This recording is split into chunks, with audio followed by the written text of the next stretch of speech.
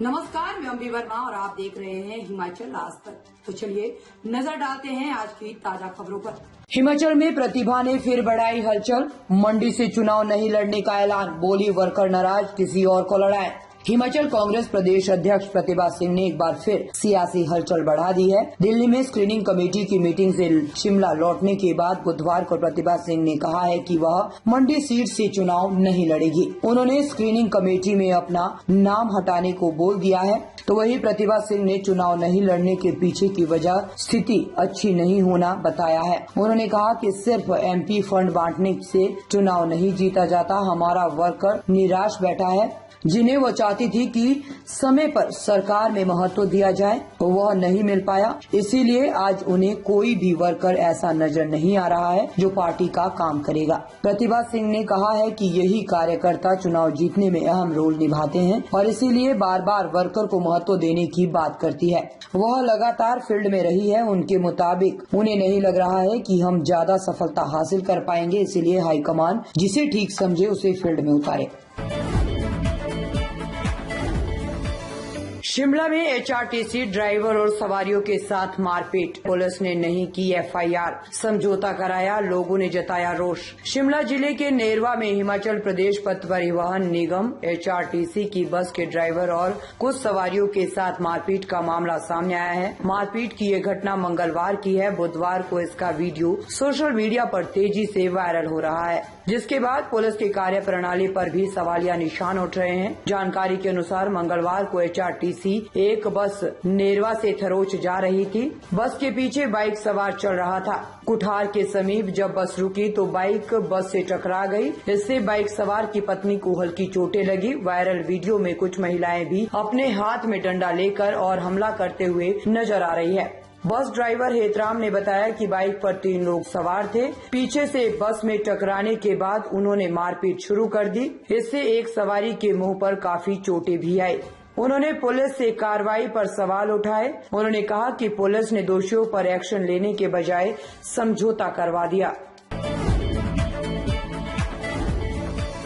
Lok Sabha election, Himachal में duty पर जाने से पहले ही वोट डाल देंगे 50,000 मतदान कर्मी। लोकसभा चुनावी ड्यूटी पर जाने से पहले ही हिमाचल के 50,000 मतदान कर्मी वोट डाल देंगे। चुनाव आयोग ने पहली बार नई व्यवस्था की है। अब तक मतदान कर्मियों को बैलेट पेपर दिए जाते थे और मतदान केंद्र पर पोस्टल बैलेट से वोट डालते थे। मतदान से पूर्व प्रशिक्षण के दौरान कर्मचारी राजपत्रित अधिकारी से स्वप्रमाणित घोषणा पत्र का सत्यापन कर मतदान करेंगे। राज्य निर्वाचन विभाग कार्यालय में मंगलवार को मीडिया कर्मियों के लिए आयोजित कार्यशाला में मुख्य निर्वाचन अधिकारी मनीष गर्ग ने ये जानकारी दी। आयोग ने मीडिया कर्मियों को अनिवार्य सेवाओं में शामिल किया है। मीडिया कर्मी भी मतदान से पहले वोट डाल सकेंगे। निर्वाचन आयोग के राष्ट्रीय स्तरीय मास्टर ट्रेनर मुंशी शर्मा ने प्रस्तुति के माध्यम से राज्य स्तरीय प्रमाणन समिति, social media, fake news, paid news और पत्रकारों को दी जाने वाली सुविधाओं की जानकारी दी। चुनाव के लिए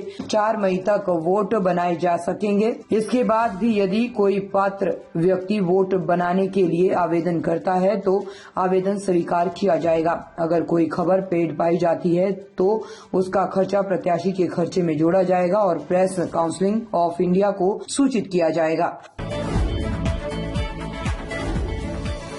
कांग्रेस के बागी विधायक दिल्ली से भगवा चोला ओढ़कर घर लौट सकते हैं। बागियों व निर्दलीय विधायकों के खेमे और भाजपा में इस पर मंथन चल रहा है। इन विधायकों के भविष्य की सियासत के लिए जल्द निर्णायक कदम उठाने के संकेत है। राज्यसभा चुनाव में हुए बड़े घटनाक्रम के लगभग 21 दिन बाद भी बागी और निर्दलीय विधायक प्रदेश से बाहर है। पंचकुला, ऋषिकेश के बाद अब कई दिनों से नई दिल्ली में उनका डेरा है। अयोग्य घोषित विधायक इंद्रदत्त लखनपाल का कहना है कि कुछ ही दिनों में हिमाचल प्रदेश में वापसी कर लेंगे। नड्डा से मुलाकात भी संभव है। सूत्रों ने बताया कि कांग्रेस से बगावत का झंडा बुलंद करने वाला खेमा मंगलवार दोपहर भविष्य से जुड़े बिंदुओं पर मंथन करने के लिए एक साथ साथ बैठा। 2 दौर में चली बैठकों में कई बिंदुओं पर गहन चर्चा कर सहमति बनाने की कोशिश की गई। उधर एक अन्य अयोग्य ठहराए गए विधायक रवि ठाकुर ने कहा है कि पूरे जोश व उत्साह के साथ लौटने की तैयारी है। कब लौटेंगे दावे से नहीं बताया जा सकता।